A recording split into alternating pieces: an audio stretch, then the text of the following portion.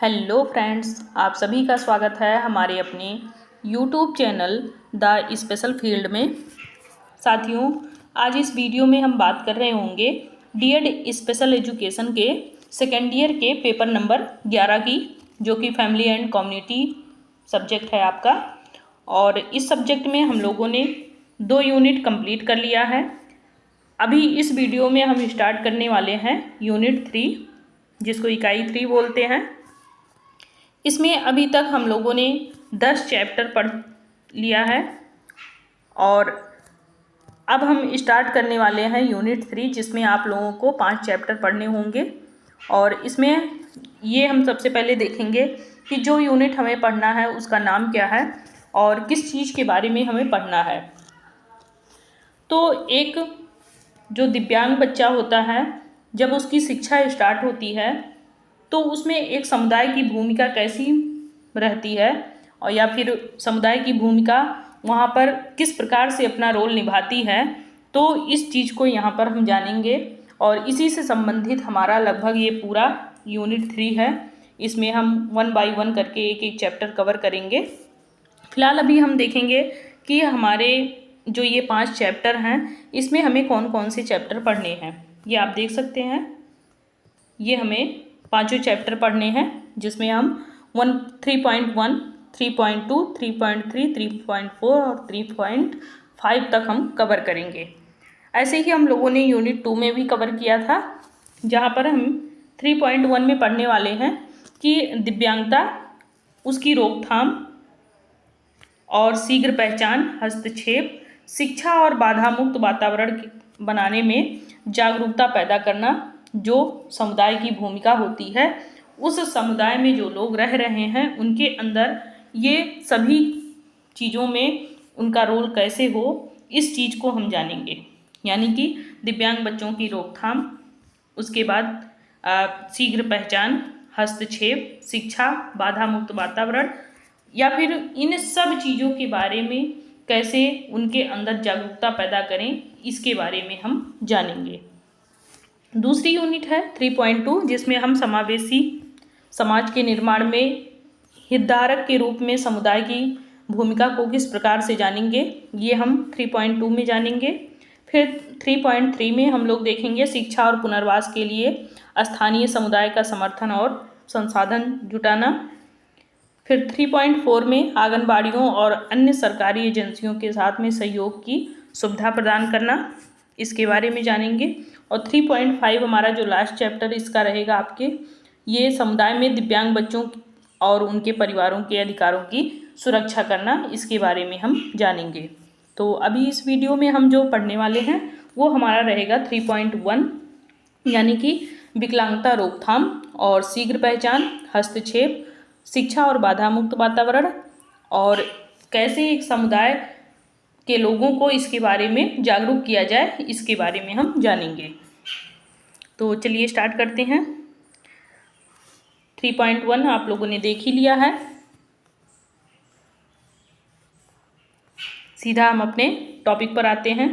ये है हमारा टॉपिक, जिसमें दिव्यांग बच्चों के बारे में जागरूकता पैदा करने में समुदाय की भूमिका कैसी रहती है, इसके बारे में जानते हैं।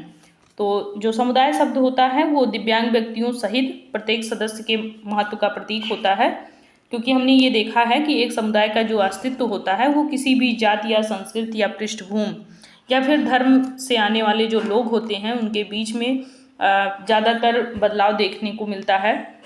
तो वो सभी बदलाव को कहीं ना कहीं स्वीकार भी किया जाता है। इसके साथ साथ समुदाय जो विषय है, इस पर अगर हम चर्चा करें तो हमें ये पता चलता है कि इसको समझना थोड़ा सा हमारे लिए अगर हम प्रयास कर रहे हैं तो फिर हमारे लिए ये सक्षम भी रहेगा। ऐसा नहीं है कि ये हम समझ नहीं सकते हैं, इसको हम समझ भी सकते हैं। इसमें बहुत सारे सिद्धांत हैं, बहुत सारे मानदंड हैं, धर्म है, पहचान है, या फिर अन्य इसमें रूल वगैरह हैं, वो सभी आपके अंदर समझ विकसित करते हैं। तो इस प्रकार से एक समुदाय जो होता है वो दिव्यांग बच्चों को कैसे समझ रहा है और जाति, धर्म और सारी चीज़ों को लेते हुए उसको कैसे समझा जा सकता है, कैसे समझने में सक्षम हो सकता है, इसके बारे में समुदाय की एक अलग ही भूमिका होती है। जैसा कि एक फ्रांसीसी जर्मन धर्मशास्त्री अल्बर्ट स्प्रिंजर ने उद्धृत किया है कि मानव जीवन का उद्देश्य सेवा करना, कल्याण दिखाना और दूसरों की मदद करने की इच्छा दिखाना होता है। मनुष्य वही होता है जिसके अंदर सहानुभूति हो और दूसरों की वो मदद करे। मौलिक रूप से यह हमारे महत्वपूर्ण कर्तव्य है कि हम दूसरों को आराम कराने, स्नेह दिखाने और विशेष ज़रूरतों वाले या बिना विशेष ज़रूरतों वाले प्रत्येक व्यक्ति की सेवा करने की अनुमति दें। यानी कि एक समुदाय के अंदर दिव्यांग व्यक्तियों के प्रति अगर हम जागरूक करें तो फिर हम कैसे जागरूक करेंगे? उनको ये बताएंगे कि आप सबसे पहले तो जाति धर्म भूल जाइए, क्योंकि अगर आप जाति धर्म को लेकर के आपके अंदर काफ़ी चीज़ें पनप रही हैं कि नहीं हम इन जातियों से हम ऊंचे जाति के हैं तो हम इनका सेवा नहीं करेंगे या हम इनकी मदद नहीं करेंगे, किसी भी प्रकार से हमारे मन में इनके लिए कोई सहानुभूति नहीं है, तो फिर आप उस जगह पर किसी भी प्रकार से एक मानवता जो दिखाया जाता है वो आप नहीं दिखा पाएंगे। तो इसके लिए आपके अंदर सबसे पहले तो सकारात्मक विचार आने चाहिए, आपका सकारात्मक दृष्टिकोण हो, जिससे आप उन जो ज़रूरतमंद हैं उन लोगों की आप अच्छे से सेवा भाव के साथ में सहानुभूति रखते हुए उनकी मदद कर सकें। आगे हम बात करेंगे कि अगर आपके इरादे शुद्ध हैं तो आप समाज में जाएंगे तो चाहे वो असहाय लोग हों या फिर ज़रूरतमंद लोग हों या हमारे दिव्यांग हों, उन सभी के साथ में एक तरीके से आप मैत्रीपूर्ण संबंध बना सकेंगे। या फिर उस पर जो लोग ऐसे नकारात्मक दृष्टिकोण रखते हैं उनको मैत्रीपूर्ण संबंध बनाने में कहीं ना कहीं आप मदद भी करेंगे। तो दिव्यांग व्यक्तियों के प्रति समुदाय की जो भूमिका है वो थोड़ा सा आसानी से विस्तृत किया जा सकता है, क्योंकि सबसे पहले एक बंधन बनाने के महत्व ने व्यक्तियों को दिव्यांग व्यक्तियों के साथ में सहयोग करने और सहानुभूति रखने की अनुमति दी थी, जिससे स्वचालित रूप से मूल्य और अपनेपन की भावना पैदा होती है। यानी कि अगर आपके अंदर सहानुभूति है तो आप स्वयं से आगे आ जाएंगे अगर किसी की भी सहायता करनी है तो। अगर इसके विपरीत देखें तो एक संकटग्रस्त दिव्यांग व्यक्ति उत्पादक नहीं हो पाएगा। यदि उसे अकेला छोड़ दिया जाए तो इसका संपर्क सेतु के निर्माण से समुदाय के प्रत्येक व्यक्ति की समानताएं और अंतर का पता लगाया जा सकता है। मान लीजिए अगर आप किसी दिव्यांग व्यक्ति की सहायता नहीं कर रहे हैं और आप उसको छोड़ दे रहे हैं तो इससे आपके नकारात्मक दृष्टिकोण का तो पता चलता ही है, साथ ही साथ वो व्यक्ति कैसे सरवाइव करेगा इस चीज़ को भी देखा जा सकता है कि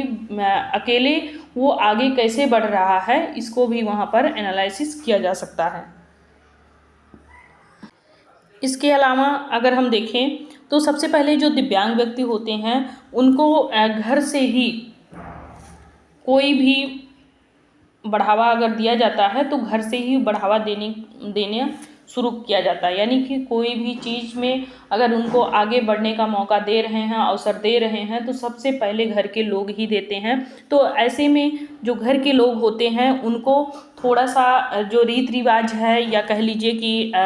समाज के दृष्टिकोण हैं उन सभी को नज़रअंदाज करते हुए सकारात्मक दृष्टिकोण रखते हुए अगर वे अपने बच्चे को अवसर दे रहे हैं कि नहीं इस बच्चे को हमें आगे जाने देना है, तो फिर वो जाहिर सी बात है कि वो बच्चा आगे जाएगा।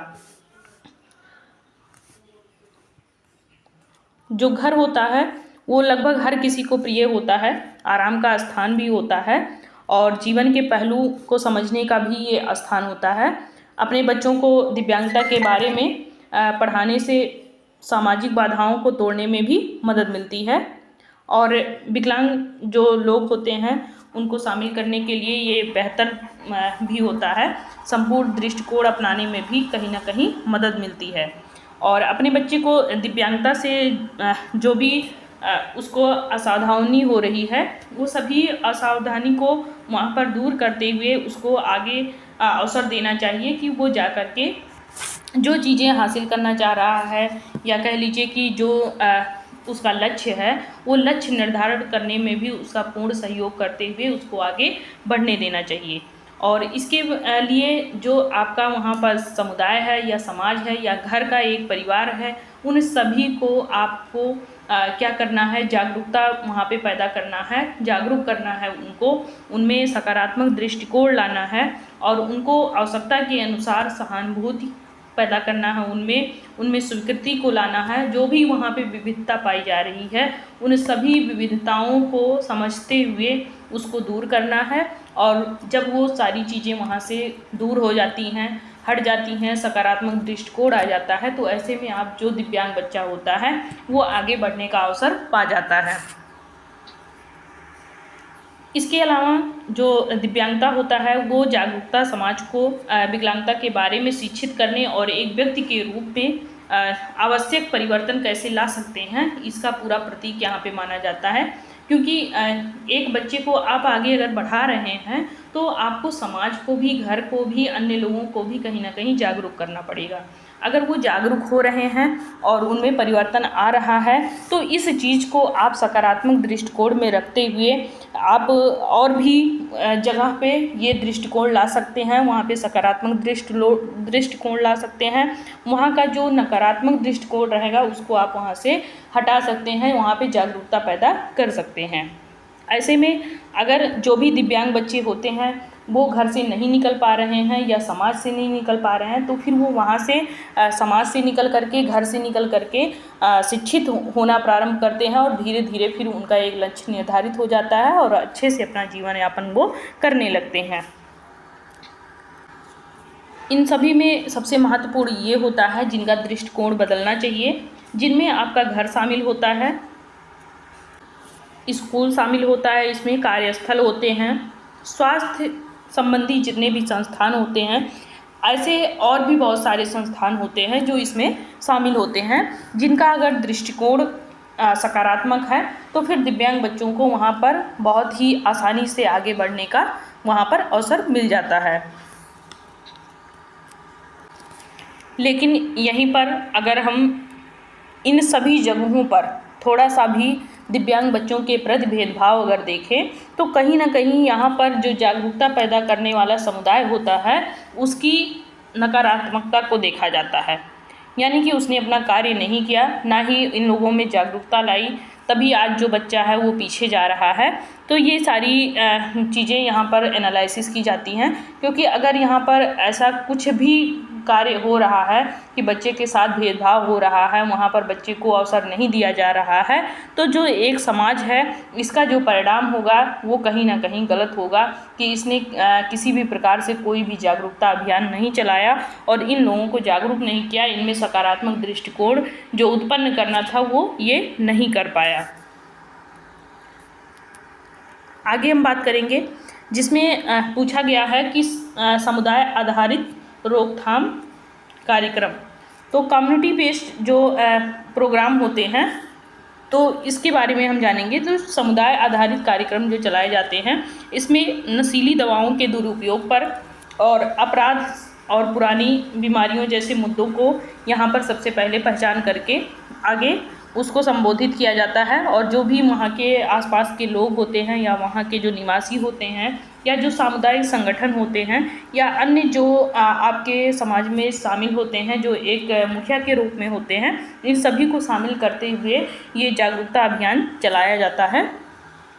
और ये अक्सर बहुआयामी दृष्टिकोण रखा जाता है यहाँ पे, क्योंकि इससे क्या होता है कि आप अगर बहुआयामी दृष्टिकोण रख रहे हैं तभी आप सकारात्मक परिवर्तन ला सकते हैं, चाहे वो शिक्षा विभाग हो, वकालत हो, नीति परिवर्तन हो या फिर स्कूल हो, घर हो,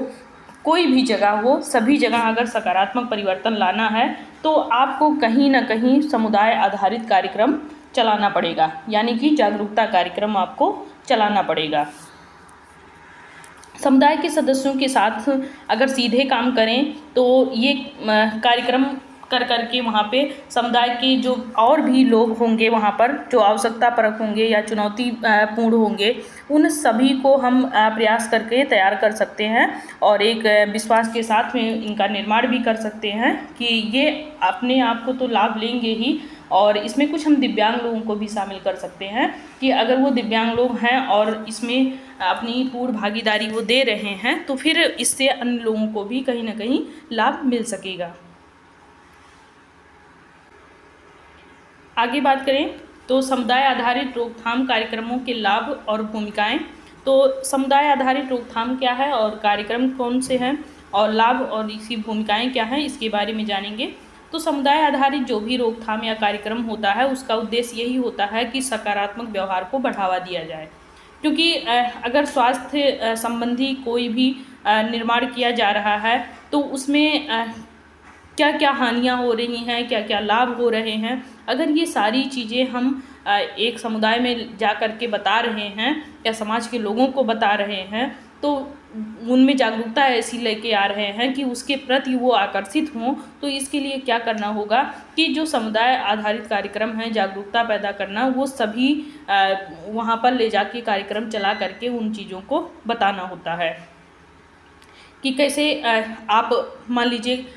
गांव में जाते हैं या किसी कस्बे में जाते हैं, वहाँ पर अगर कोई कार्यक्रम चला रहे हैं, मान लीजिए नशीली दवाओं का सेवन ना करें, इसका दुरुपयोग क्या है, इसका लाभ क्या है और इसका हानि क्या है, ये अगर सारी चीज़ें आप वहाँ बता रहे हैं, सभी मुद्दों पर आप बात कर रहे हैं, तो वहाँ के जो भी समाज के लोग होंगे उनका कहीं ना कहीं जो दृष्टिकोण होगा वो सकारात्मक दिशा में जाएगा। समुदाय आधारित जो रोकथाम कार्यक्रम होता है इसका मुख्य लाभ ये होता है कि ये समुदायों को अपने स्वास्थ्य कल्याण पर नियंत्रण रखने के लिए एक तरीके से सशक्त बनते हैं ये, और इनमें कार्यक्रमों की योजना और कार्यान्वयन उसको कर करके ये समुदाय के सदस्यों को शामिल करके या फिर उसको सफलता में आगे ले जाने के लिए उसमें स्वामित्व की भावना या निवेश की भावना, ये दोनों चीज़ें यहाँ पर महसूस करते हैं। इसका मतलब ये होगा कि अगर आप कार्यक्रम चला रहे हैं तो उस कार्यक्रम का लाभ ये होगा कि सबसे पहले तो स्वास्थ्य संबंधी अगर कोई कार्यक्रम आप चला रहे हैं तो उससे काफ़ी लोगों को उसका लाभ मिलेगा।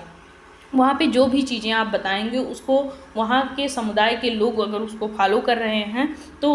वो काफ़ी हद तक वहाँ पर स्वस्थ रहेंगे व्यक्ति और आपके कार्यक्रम में वो रुचि रखेंगे और आपके कार्यक्रमों को सुनना पसंद करेंगे। इसके साथ साथ दूसरों को भी जागरूक करेंगे कि आपके कार्यक्रम में वो शामिल हों। अगर ऐसे उस कार्यक्रम में शामिल हो रहे हैं लोग, धीरे धीरे जुड़ते जा रहे हैं, तो आपका जो कार्यक्रम होगा ये धीरे धीरे सशक्त बनता जाएगा। अगर सशक्त बन रहा है तो कहीं ना कहीं आप धीरे धीरे करके अपने आप में ये फील करेंगे कि मैंने जो काम किया ये बहुत ही अच्छा है, गौरवान्वित होंगे। और इसके साथ साथ आप में भावना ऐसी आएगी कि इनमें हमें अगर पैसा खर्चा भी करना पड़ रहा है तो चलो और निवेश करके इसको और बड़े पैमाने पर ले चलें।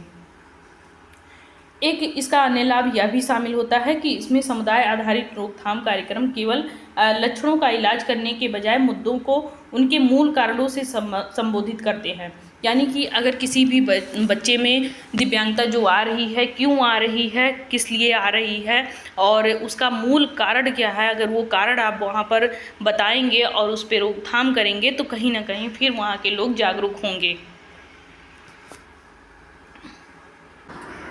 इससे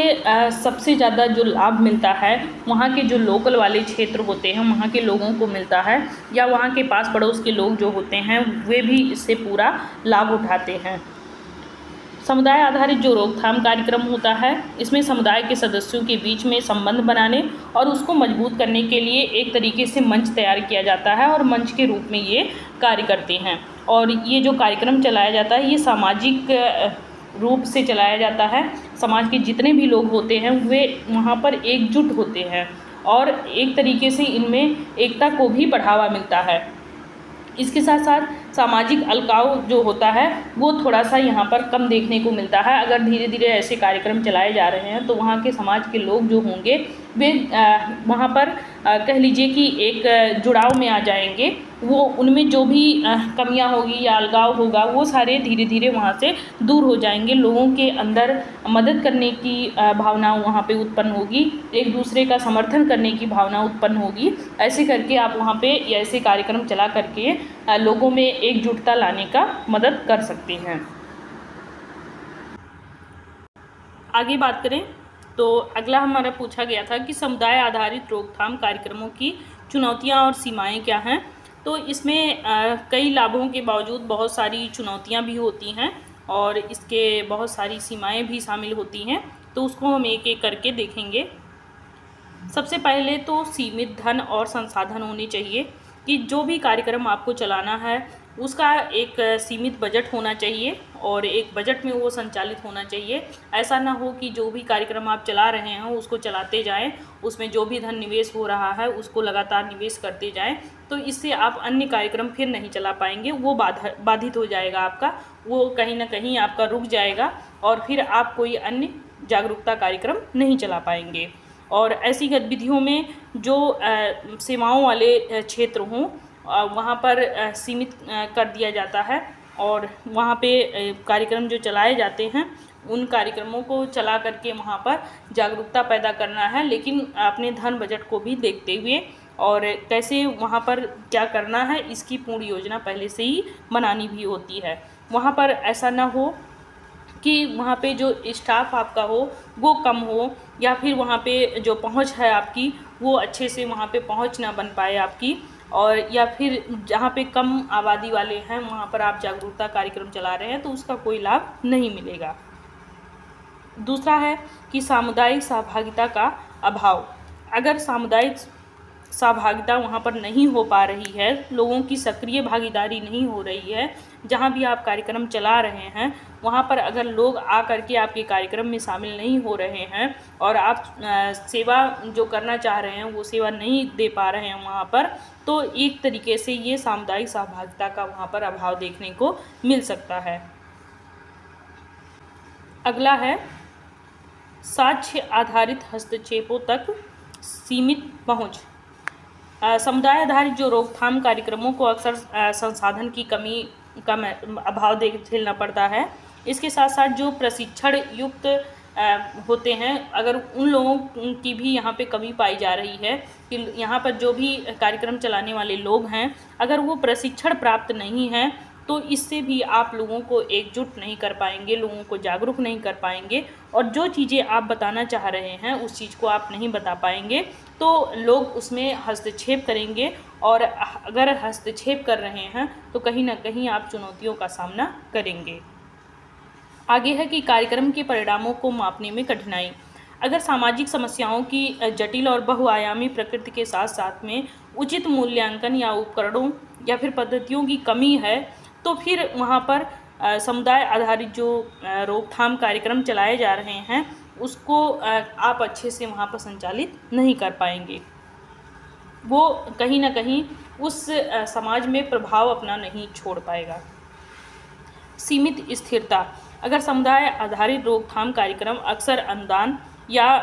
स्टाफिंग या फिर संगठन चुनौतियों के कारण प्रारंभिक चरण से दूर अपने प्रयासों को बनाए रखने के लिए ज़्यादातर संघर्ष करते हैं, तो इन चुनौतियों और सीमाओं के बावजूद समुदाय आधारित जो रोकथाम कार्यक्रम होता है वो सामाजिक समस्याओं के समाधान के लिए एक महत्वपूर्ण दृष्टिकोण बनते हैं और इन चुनौतियों को पहचान करके उनका समाधान करना सबसे ज़्यादा ज़रूरी होता है और हितधारक जो होते हैं वो कार्यक्रम को बेहतर समर्थन कर सकते हैं और उनकी प्रभावशीलता को भी यहाँ पर बढ़ा सकते हैं। आगे बात करेंगे कि रोकथाम कार्यक्रमों में समुदाय की क्या भूमिका होती है। तो समुदाय जो होते हैं इस रोकथाम में वो एक तरीके से अलग रोल निभाते हैं, क्योंकि जो समुदाय में व्यक्ति होते हैं या समूह जो होता है वो समूह की पहचान करने में कहीं ना कहीं मदद करते हैं और जिन्हें हानिकारक व्यवहार में शामिल होने का खतरा हो सकता है और उन्हें ऐसा करने में रोकने के लिए शिक्षा और संसाधन प्रदान कर सकते हैं। यानी कि जिन किसी को भी थोड़ा सा भी लगता है कि उनका व्यवहार जो है वो हाइपर प्रवृत्ति का है तो उनको थोड़ा सा वहाँ पे ये कंट्रोल कर लेते हैं और इसके अतिरिक्त समुदाय के जो सदस्य होते हैं वे स्वास्थ्य व्यवहार के लिए भी प्रेरणा स्रोत होते हैं और उनके अंदर सहानुभूति अक्सर ज़्यादा होती है क्योंकि वो जो सेवाएं कर रहे होते हैं उसी को लेकर के कार्यक्रम चलाते हैं, तो उनका जो दृष्टिकोण होता है वो सकारात्मक होता है। तो सकारात्मक दृष्टिकोण होने के नाते क्या होता है कि वे जिस किसी वातावरण में जाते हैं वहाँ पर जो भी लोग होते हैं उनको अच्छे से वो जागरूक कर ले जाते हैं, और जो चीज़ें वो बताना चाह रहे होते हैं अगर वो प्रशिक्षण प्राप्त हैं तो फिर वहाँ के लोगों को कंट्रोल करते हुए उनको जो भी बताना होता है वो अच्छे से बता ले जाते हैं, और उसका वहाँ पर प्रभाव भी देखने को मिलता है। आगे बात करेंगे प्रारंभिक पहचान, अर्ली इंटरवेंशन। अब समुदाय जो होता है वो सबसे पहले प्रारंभिक पहचान कैसे करता है, तो प्रारंभिक पहचान से तात्पर्य ये होता है कि जो माता पिता होते हैं या शिक्षक होते हैं या स्वास्थ्य पेशेवर यानी कि डॉक्टर जो होते हैं या चिकित्सक जो होते हैं या फिर अन्य कोई जो वयस्क होता है या अन्य किसी क्षेत्र से जो जुड़े लोग होते हैं, वो बच्चों के विकासात्मक मील के पत्थर को पहचानने में या प्रारंभिक हस्तक्षेप के मूल्य में को समझने के लिए अपनी वहाँ पे भूमिका अदा करता है, यानी कि समझने की क्षमता वहाँ पे रखता है। जो भी प्रारंभिक पहचान किया जाता है, जैसे किसी व्यक्ति या बालक में अगर कोई दिव्यांगता आ रहा है तो सबसे पहले उसको कौन नोटिस करता है, उसको माता पिता नोटिस करते हैं। अगर माता पिता भी नोटिस नहीं कर पाए तो वो बच्चा स्कूल जाता है, तो उसका जो प्रारंभिक चरण होता है वो स्कूल जाना होता है, तो वहाँ पर शिक्षक उस चीज़ को नोटिस करता है। अगर वो भी नहीं कर पा रहा है या फिर उनके द्वारा भी नहीं हो रहा है या उनके द्वारा पहचान लिया जा रहा है, तो फिर उसके बाद जो आपके आते हैं वो चिकित्सक आते हैं या थेरेपिस्ट आते हैं या आपके अन्य ट्रेनर आते हैं, तो वो सभी लोग यहाँ पर शामिल होते हैं जो कि बच्चों में जो भी रुकावट आ रही है, उनके विकास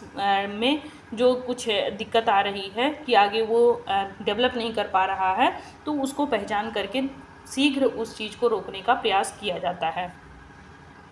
एक बच्चे के जीवन के शुरुआती वर्ष बहुत ही महत्वपूर्ण होते हैं, और शुरुआती वर्ष में कहीं ना कहीं बच्चा बहुत तेज़ी से यहाँ पर डेवलप कर रहा होता है, और उसमें बहुत कुछ वो सीखता भी है, और बहुत कुछ जो कुछ उसे आगे बनना होता है उसका भी यहाँ पर कहीं ना कहीं एक आधार बनता है। अगर ऐसे में देखा जाए कि उसके अंदर अगर संज्ञानात्मक दिव्यांगता पाई जा रही है या शारीरिक रूप से या सामाजिक रूप से या भावनात्मक जो कौशल विकसित हो रहे हैं, इन सभी में अगर कहीं उसको किसी भी प्रकार की आवश्यकता महसूस हो रही है, तो यहाँ पर माता पिता, शिक्षक या फिर चिकित्सक या फिर अन्य जो भी होंगे ये सभी इसमें शामिल होते हैं। उसको जो आवश्यकता होती है वो वहाँ पे प्रोवाइड किया जाता है। आगे बात करें तो जो प्रारंभिक पहचान होता है इसमें सबसे पहले तो पहचान ये किया जाता है कि बच्चों में किसी भी प्रकार का कोई भी कुपोषण उत्पन्न ना हो, क्योंकि अगर उनमें कुपोषण हो रहा है बच्चों में तो वो ऐसे भी डेवलप नहीं कर पाएंगे। अगर कोई दिव्यांगता नहीं है और उनको अच्छे से वहाँ पर पालन पोषण नहीं किया जा रहा है, उनको जो संतुलित आहार दिया जाना चाहिए अगर वो संतुलित आहार नहीं दिया जा रहा है, तो ऐसे में भी आप बहुत सी चुनौतियों का सामना कर सकते हैं, क्योंकि ऐसे बहुत सारी समस्याएं पैदा हो जाएंगी, तो उन सभी समस्याओं से आपको जूझना पड़ेगा। और अगर आप इन चीज़ों को ध्यान रख रहे हैं तो दिव्यांगता अलग बात है, लेकिन अगर संतुलित आहार या पालन पोषण में कमी आ रही है तो इससे भी बच्चे के विकास में देरी हो सकती है। ऐसे में जो समुदाय आधारित कार्यक्रम होते हैं ये बहुत फ़ायदेमंद होते हैं, क्योंकि समय समय पर इनका कार्यक्रम चलता रहता है और उस कार्यक्रम में जो लोग शामिल होते हैं उनको काफ़ी कुछ सीखने को मिलता है। अगर वो वहाँ पर सीख रहे हैं कि संतुलित आहार कैसे देना है, आहार में क्या क्या चीज़ें देना है और किस चीज़ से क्या चीज़ें मिलती हैं, बच्चे को कैसे पौष्टिक आहार दिया जा सकता है, ये सभी चीज़ें वो सीखने को वहाँ पर पाते हैं। और ये समुदाय आधारित जो कार्यक्रम चलाए जाते हैं ये काफ़ी मददगार भी होता है। अब आगे बात करें कि संयुक्त राज्य अमेरिका के IDEA यानी कि सामाजिक जनसांख्यिकी प्रोफाइल और दिव्यांगता शिक्षा अधिनियम स्थापित करने वाले जो व्यक्ति हैं, यानी कि इसका IDEA ये संयुक्त राज्य अमेरिका का ही एक कार्यक्रम है। इसके निर्देश के अनुसार अगर हम देखें तो IEP में भाग लेने वाले जो बच्चे होते हैं इनका जो नैदानिक किया जाता है या निदान किया जाता है, विशेष तौर पर उनका जो प्रारंभिक पहचान होता है वो प्रारंभिक पहचान करके यानी कि प्रारंभिक स्वरूप को पहचान करके ही उनका तैयार किया जाता है। सबसे पहले IEP तैयार की जाती है और उसी के आधार पर बच्चे को एनालिसिस किया जाता है और एनालिसिस कर करके उसके जो भी समस्याएं होती हैं उन सभी समस्याओं का निवारण किया जाता है।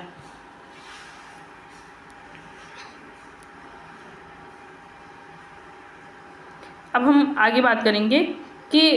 जो स्वास्थ्य संबंधी सेवाएं होती हैं या समाज में कम लागत पे आती हैं, तो ऐसे में शीघ्र हस्तक्षेप जो होता है वो कितना कुछ ज़रूरी होता है बच्चों पर लागू करने के लिए। तो शीघ्र हस्तक्षेप जो होता है वो शीघ्र हस्तक्षेप ही होता है, यानी कि शीघ्र पहचान करके अगर हम शीघ्र हस्तक्षेप कर रहे हैं तो बच्चे की दिव्यांगता को हम रोक सकते हैं। यानी कि अगर उसे उपचार की आवश्यकता है तो उस चीज़ में उपचार की हम पूर्ण व्यवस्था करके उस बच्चे में अगर आने वाली दिव्यांगता है तो उस दिव्यांगता को हम रोक सकते हैं। बच्चों को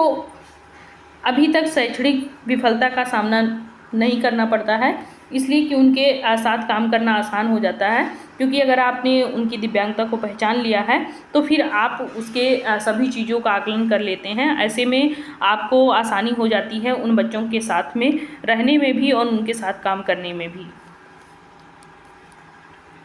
इतनी कम उम्र में उन्होंने क्षतिपूर्ण रणनीतियाँ विकसित नहीं की हैं जो बाद में उपचार प्रक्रिया में बाधाएं पैदा करें। जो बच्चे थोड़े से दिव्यांग होते हैं या उनमें कोई समस्या होती है तो वो वैसे भी उनमें इम्पेयरमेंट पाया जाता है। अगर वो इम्पेयरमेंट की स्थिति में है तो फिर वो डेवलप नहीं कर पाते हैं, और अगर डेवलप नहीं कर पा रहे हैं तो उनमें काफ़ी बाधाएं उत्पन्न होती रहेंगी। जैसे जैसे उनका जीवन बढ़ता जाएगा और उस जीवन में उनके काफ़ी उतार चढ़ाव होगा और उस उतार चढ़ाव में सबसे ज़्यादा वो बाधाओं का ही सामना करेंगे। आगे बात करें कि समुदाय आधारित हस्तक्षेप, कम्युनिटी बेस्ड इंटरवेंशन, ये क्या होता है। तो इसमें समुदाय आधारित जो हस्तक्षेप तब होता है जब कोई विशेषज्ञ आउट पेशेंट यानी कि मेंटल रिटार्डेशन सेटिंग में ऑटिज्म से पीड़ित बच्चे की सेवा करता है। जो ऑटिज्म वाले बच्चे होते हैं या फिर मेंटल रिटार्डेशन वाले बच्चे होते हैं, या कह लीजिए ऑटिज्म वाले बच्चे जो कि मेंटल रिटार्डेशन से भी पीड़ित होते हैं, अगर इन दोनों बच्चों को या फिर दोनों से पीड़ित किसी एक बच्चे का जब उस समुदाय आधारित हस्तक्षेप होता है तो उसमें जो भी विशेषज्ञ होता है वो इसमें सबसे पहले अपनी सेवा के रूप में कार्य करता है। वो माता पिता या फिर देखभाल करने वाला जो कोई भी होता है उनके साथ में थोड़ा सा अपनी भावनाओं को भी साझा करता है और उनकी भावनाओं को भी जानने की कोशिश करता है। इससे जो चिकित्सक होता है उसको काफ़ी हद तक मदद मिलती है बच्चे के बारे में जानने में, क्योंकि बच्चा कैसे बोलता है, कैसे कार्य करता है, कैसे अपनी दैनिक क्रिया कर रहा है, शौचालय कैसे जा रहा है, भोजन कैसे कर रहा है, या उसकी जो भावनाएँ हैं वो किस प्रकार की हैं, सामाजिक लगाव कैसा है, ये सभी कौशलों के बारे में वो 1 बाय 1 करके सभी टॉपिक पे बात करके सभी के बारे में जानकारी हासिल कर लेता है।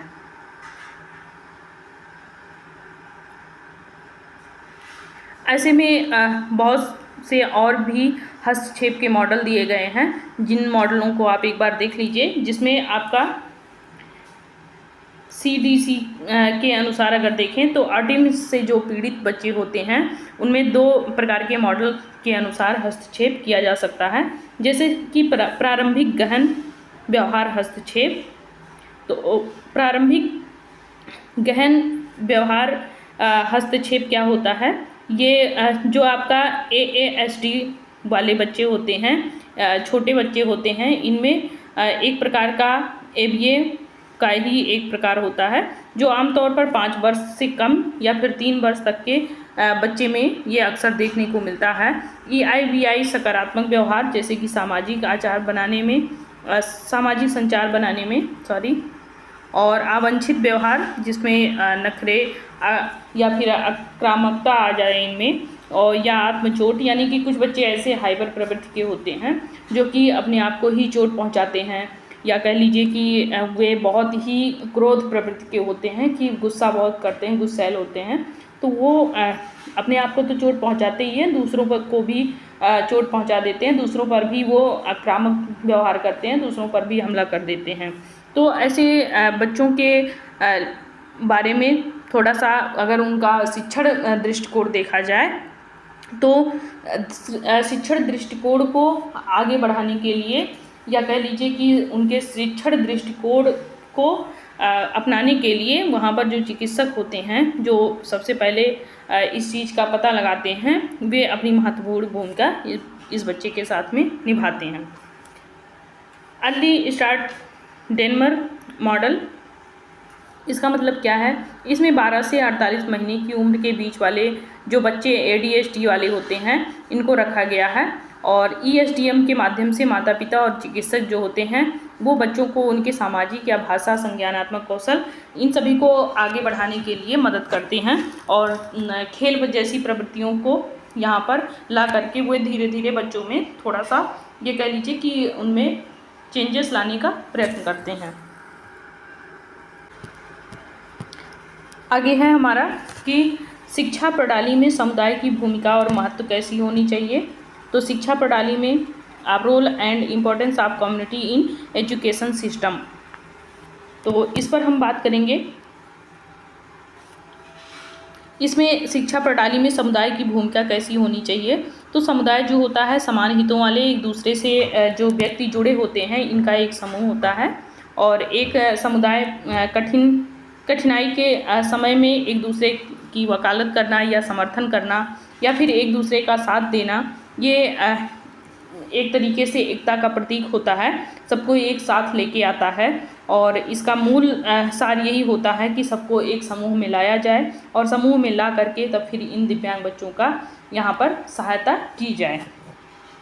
शिक्षा प्रणाली में समुदाय की भूमिका कैसी होनी चाहिए, किस प्रकार होनी चाहिए, ये देखेंगे। शिक्षा में समुदाय की सबसे बड़ी भूमिका स्कूल के विकास में मदद करना होता है और यह स्कूल की जो वृद्धि और विकास के लिए बुनियादी ढांचा और सकारात्मक वातावरण प्रदान करता है। इसके साथ साथ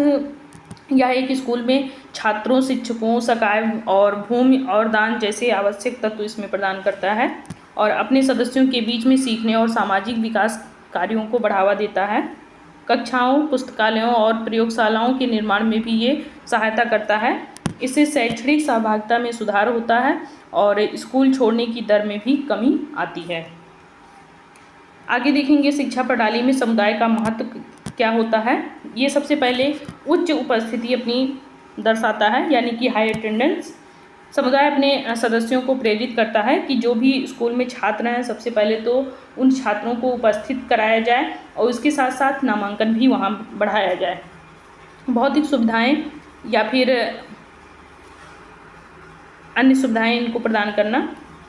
तो भौतिक सुविधाओं में देखेंगे कि जो बुनियादी ढांचे होते हैं, जैसे शिक्षक होते हैं या शिक्षण उपकरण होता है या फिर गुणवत्तापूर्ण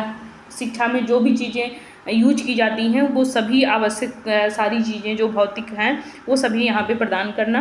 विद्यालय में अच्छा वातावरण बनाए रखना, वहाँ पर सबसे ज़्यादा जिम्मेदारी समुदाय की होती है कि वो अनुशासन को बनाए रखे ताकि बच्चे भी उसी में रह करके अपने आप को अच्छे से ढाल सकें और नियमबद्ध तरीके से कार्य कर सकें। अगला है कि वित्त पोषण शिक्षा। वित्त पोषण शिक्षा का मतलब ये होता है, फाइनेंसिंग एजुकेशन का मतलब कि समुदाय शैक्षणिक संस्थानों को वित्तीय सहायता की भी ज़रूरत पड़ती है। तो ऐसे में जो भी स्कूल चल रहे हों और इन दिव्यांग बच्चों के लिए कार्य कर रहे हों, तो वहाँ पर दान करते रहना चाहिए। इससे क्या होता है कि उन बच्चों के शिक्षा गुणवत्ता में सुधार लाया जा सकता है। अगला है कि अनौपचारिक शिक्षा का माध्यम उपलब्ध कराना। समुदाय जो होता है ये औपचारिक शिक्षा तो उनको देता ही है संस्थाओं के माध्यम से, लेकिन जो अनौपचारिक शिक्षा होता है वो एक समुदाय के माध्यम से उनको जागरूक करके कि इन बच्चों के साथ में कैसा व्यवहार करें, कैसे इनको सिखाने का प्रयास करें, उनके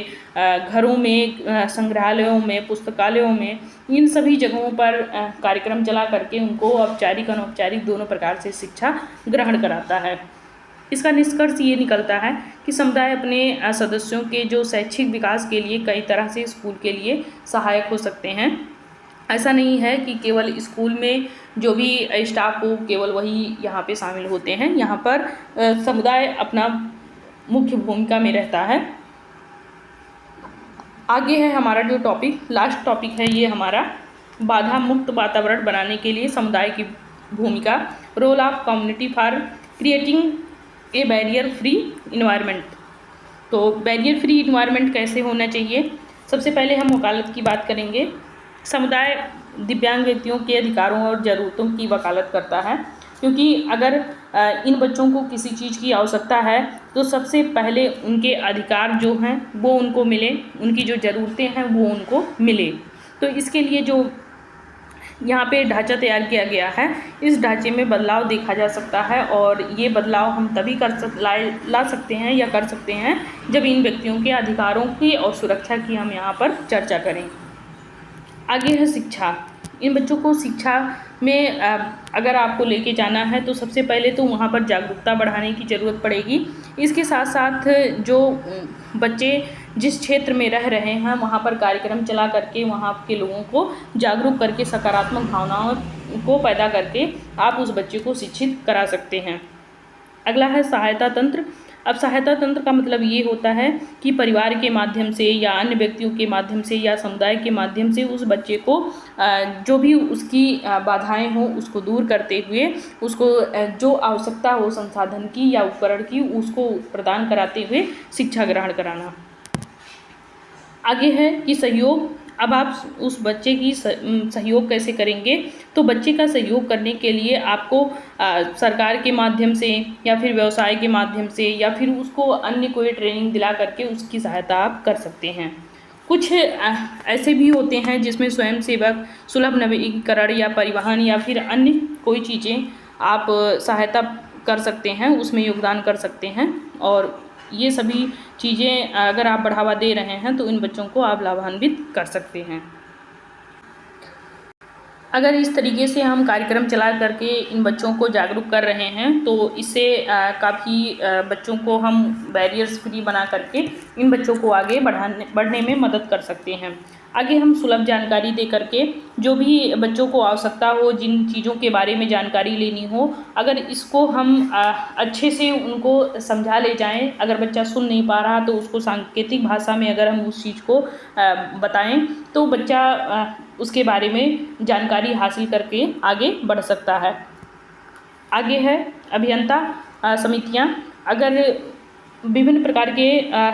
कार्य समूह अगर स्थापित कर रहे हैं तो उस कार्य में बच्चों का प्रतिभाग करा करके हम उनकी बाधाओं को दूर कर सकते हैं, उनकी बाधाओं को पहचान कर सकते हैं और पहचान करके उसका समाधान कर सकते हैं। सुलभ कार्यक्रम या फिर स्थान, जो भी कार्यक्रम करें तो उसको ऐसे स्थान पर करें जहाँ पर ये बच्चे पहुँच पाएँ या फिर जो वहाँ के सार्वजनिक लोग होंगे वो भी वहाँ पर पहुँच पाएँ और उस चीज़ में अपनी समावेशिता को वहाँ पर दिखा सकें। कानूनी सहायता, जो भी सरकार के द्वारा इन बच्चों को सहायता मिलती हो उस सहायता को दिला करके या फिर जो कानूनी कार्रवाई हो वो सभी करा करके इन बच्चों को सहायता देना। अगर हम संक्षेप में कहें तो समुदाय जो होता है ये दिव्यांग लोगों सहित सभी सदस्यों के लिए पहुंच और समावेशन को बढ़ावा देता है, क्योंकि ये सभी के अधिकारों की रक्षा करता है, सभी को सुरक्षा महसूस कराता है, इसके साथ साथ उनका समर्थन करता है और भी जो ठोस कार्यवाही होती है ये कर करके बाधा मुक्त वातावरण बनाता है जिसमें चाहे सामान्य हो या फिर दिव्यांग हो सभी लोगों को आसानी से आगे बढ़ने में सहायता मिलती है। तो ये था हमारा 3.1 जिसको हम लोगों ने कंप्लीट किया और काफ़ी लंबा यूनिट रहा है ये हमारा, क्योंकि इसमें हम लोग विकलांगता के बारे में जागरूक हुए, यानी कि एक समुदाय की भूमिका कैसी थी दिव्यांग लोगों के बारे में उस चीज़ को हम जाने, इसके साथ साथ रोकथाम जाने, फिर शीघ्र पहचान किए हस्तक्षेप के बारे में जाने और बाधा मुक्त वातावरण कैसा होना चाहिए, उनमें कैसे उनको सहायता परक बना सकते हैं, क्या क्या सहायता दे करके। तो ये सारी जो चीज़ें थी इन सभी विषयों पर चर्चा हुई। ये आपका 3.1 में हुआ है, ये आपका इकाई 3 का फर्स्ट चैप्टर था जिसको हम लोगों ने इसमें कवर किया है। अब हम नेक्स्ट वीडियो में जो कवर करेंगे वो हम 3.2 कवर करेंगे। ये आप देख सकते हैं 3.2 है।